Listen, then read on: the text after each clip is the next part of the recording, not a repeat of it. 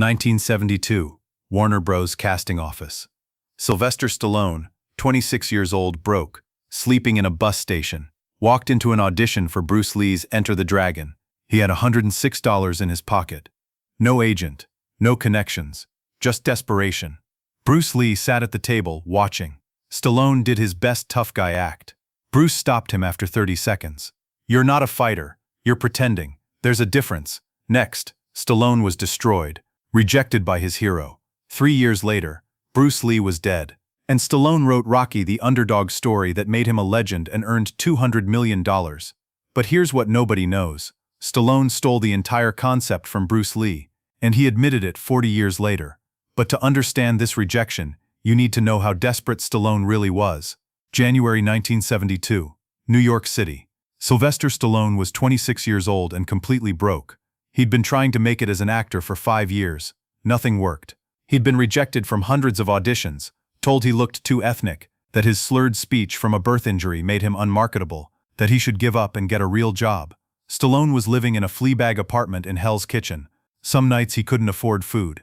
He'd started doing softcore adult films just to pay rent, films he was deeply ashamed of but had no choice. His wife was about to leave him. His family thought he was a failure. He was $200 away from being homeless. Then he saw a movie that changed everything. Fists of Fury, starring Bruce Lee. Stallone sat in that cheap New York theater watching Bruce Lee destroy opponents on screen. But it wasn't the fighting that captivated him. It was the story. An underdog, an outsider, someone nobody believed in, fighting against a system designed to crush him, and winning. After the movie, Stallone sat in his apartment and wrote in his journal, "Bruce Lee is everything I want to be. He's an underdog who became a legend. Asian guy in a white man's industry. They told him no. He proved them wrong. That's the story I need to tell." Stallone became obsessed with Bruce Lee. Watched every interview, read every article, studied his philosophy.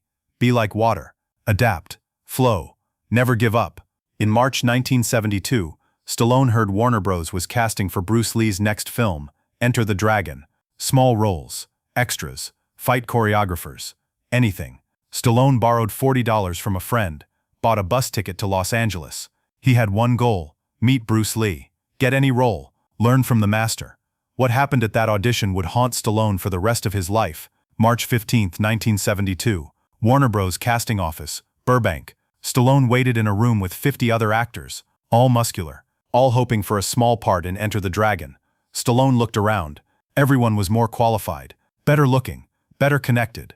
But Stallone had something they didn't: desperation. This wasn't just an audition. This was survival. His number was called. Sylvester Stallone. He walked into the room. Behind the table, 3 casting directors, and Bruce Lee. Bruce was smaller than Stallone expected, 5'7", 140 pounds. But his presence filled the room, those eyes intense, analytical, missing nothing. "Mr. Stallone," the casting director said, "you're here for the tournament fighter role. Show us what you've got." Stallone had prepared a speech, a tough guy monologue. He launched into it, doing his best Marlon Brando impression, trying to seem intimidating, physical, powerful. 30 seconds in, Bruce Lee held up his hand. "Stop." Stallone stopped mid-sentence. "You're not a fighter," Bruce said. His voice was calm but cut like a knife. I've trained, You're pretending to be a fighter, there's a difference. A real fighter doesn't need to act tough. He is tough. You're performing toughness. That's for movies. I need real." The casting directors looked uncomfortable. Stallone felt his face burning. "With respect, Mr. Lee, I can learn. I'm a fast learner. I've studied your films. You've studied my films." Bruce's eyebrow raised. "Then you learned nothing. My films aren't about fighting. They're about truth, authenticity. You're standing here trying to be someone you're not. How can I cast you when you don't even know who you are?" Stallone tried to respond, but nothing came out. "Next," Bruce said, looking at his notes. "Wait, please. Mr. Lee, I came from New York. I spent my last money to be here. I'll do anything. Extra, stunt. I'll sweep floors. I need to learn from you. You're the greatest." Bruce looked up. His expression softened slightly. "Mr. Stallone, you want to learn from me?" "Yes, more than anything." "Then go home. Stop pretending to be what you think Hollywood wants. Figure out who you actually are. Your truth, your story. Then tell that story. Don't try to be me. Don't try to be anyone else. Be you." "But I don't know who I am." "Then you're not ready to be an actor." Next, Stallone stood there for a moment, paralyzed. Then he turned and walked out. He'd been rejected before, hundreds of times, but this was different. Bruce Lee hadn't just rejected him. Bruce Lee had seen through him, exposed him, told him he was fake. Stallone walked to his car, a beat-up 1960 Chevy he'd borrowed, sat in the parking lot, and cried. But something Bruce said stuck with him. March-December 1972, Stallone went back to New York, even more broke, even more desperate. But Bruce Lee's words haunted him. Figure out who you actually are, your truth, your story. In notebooks, on napkins, trying to figure out his story. Who was Sylvester Stallone? A failure, a guy who couldn't make it, who everyone said should give up, who was too ethnic, too ugly, too slurred in his speech to be a star, an underdog with no chance. Wait, that was his story. Stallone started watching Bruce Lee films again. But this time, he didn't watch the fighting. He watched the structure, the narrative. Every Bruce Lee film was the same core story. Underdog faces impossible odds. Everyone doubts him. He trains, he fights, he wins, proves everyone wrong. That's my story, Stallone wrote in his journal. I'm Bruce Lee, except I'm not Asian, I'm Italian, and I'm not a martial artist, I'm a boxer. But it's the same story, the underdog who shouldn't win but does. In November 1972, Stallone watched a boxing match on TV, Chuck Wepner versus Muhammad Ali. Wepner was a nobody, a journeyman fighter, given zero chance against Ali. But Wepner lasted 15 rounds. He got destroyed, but he survived. He went the distance, and the crowd loved him for it. Stallone sat up in his chair. That's it. That's the story. He started writing that night. A script about a nobody boxer who gets a shot at the champion. Not about winning, about going the distance, about proving you belong. He titled it Rocky. But as he wrote, he realized this was Bruce Lee's story. The structure, the philosophy, the underdog narrative. Be like water. Adapt. Flow. Keep moving forward no matter what. Every line Stallone wrote, he heard Bruce Lee's voice. Your truth. Your story. By January 1973, Stallone had a finished script. 90 pages. Raw. Emotional. Real. He showed it to agents. They loved it. We can sell this. But Stallone, you're not playing Rocky. We'll get a real star. Ryan O'Neal. Burt Reynolds. No. Stallone said, I'm playing Rocky. That's the deal. You're nobody. No studio will cast you in the lead. Then I'm not selling it. The agents thought he was insane, turning down potentially $100,000 because of his ego. But Stallone knew, if he didn't play Rocky, he was betraying everything Bruce Lee had taught him. This was his truth, his story. Then July 20th, 1973, changed everything. Stallone was in his apartment when he heard the news on the radio. Bruce Lee was dead, age 32, cerebral edema.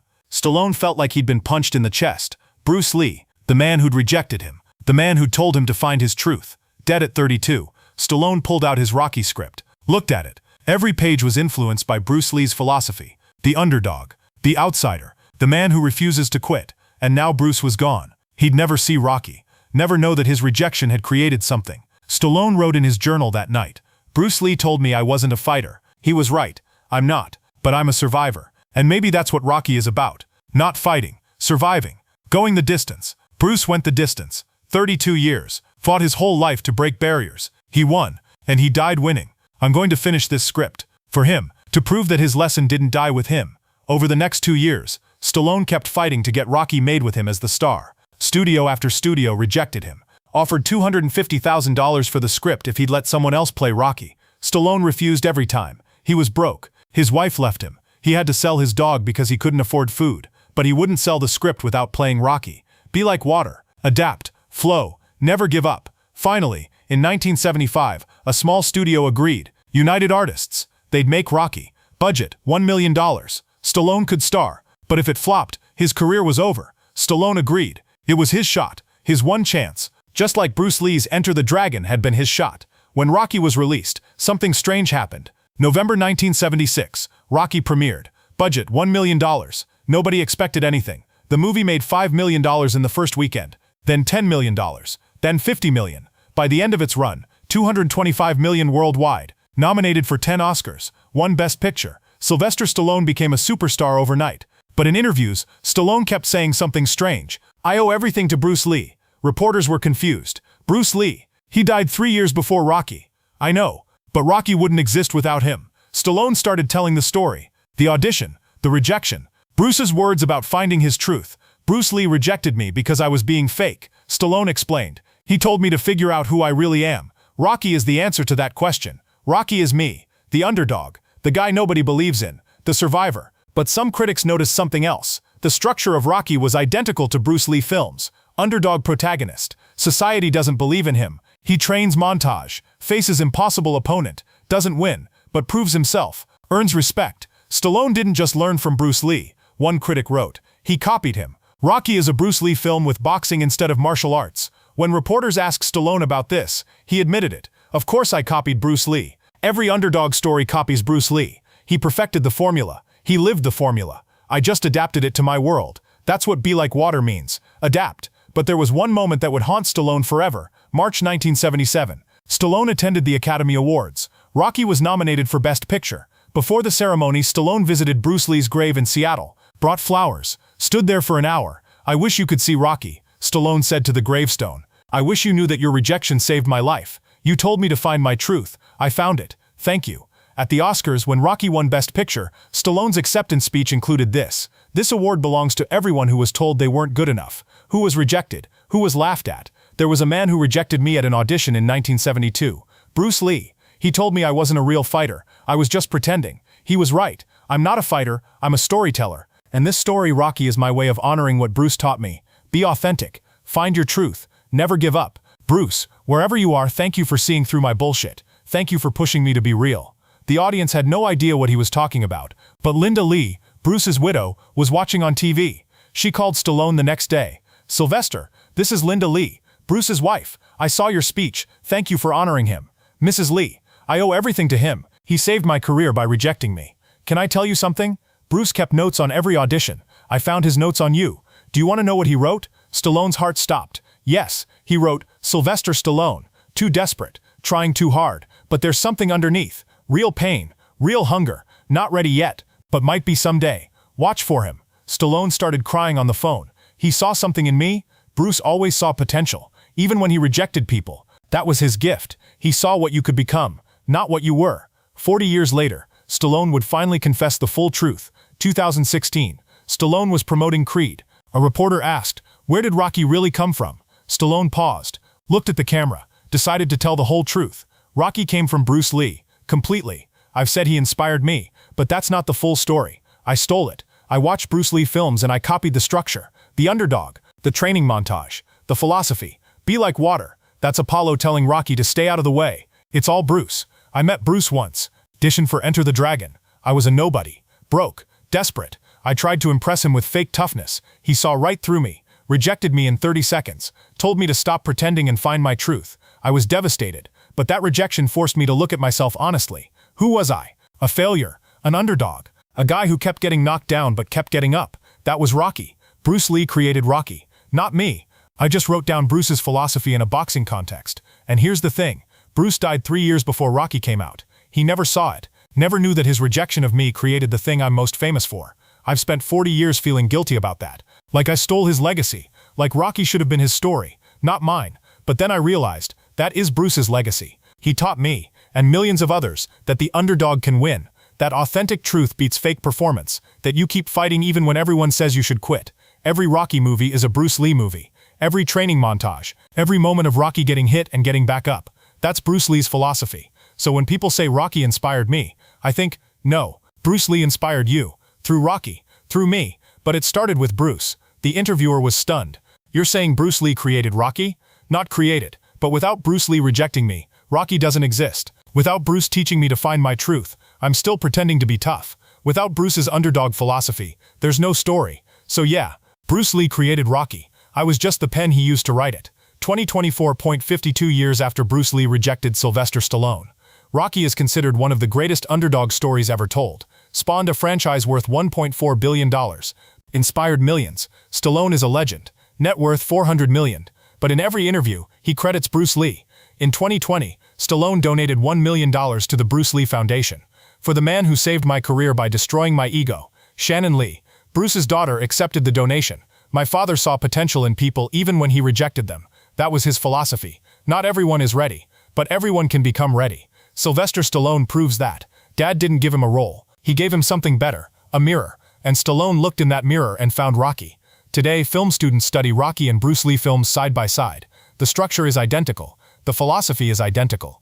Underdog faces impossible odds. Nobody believes in him. He trains. He fights. He may not win, but he proves himself. He earns respect. That's the Bruce Lee formula. That's the Rocky formula. They're the same story. Because they're the truth. The human truth. We all feel like underdogs. We all face rejection. We all want to prove ourselves. Bruce Lee lived it. Sylvester Stallone wrote it. Millions were inspired by it. 1972. Bruce Lee rejected Sylvester Stallone in 30 seconds. 1976. Stallone wrote Rocky and became a legend. 1977. Stallone finally admitted, Bruce Lee created Rocky. I just wrote it down. The greatest underdog story ever told was born from rejection, from humiliation, from a desperate actor being told he wasn't good enough. Bruce Lee's rejection saved Stallone's career and created a legacy that will last forever. Subscribe for more untold stories. Comment, who inspired your success? Be like water, my friend. Subscribe for more untold stories. Comment, who inspired your success? Be like water, my friend.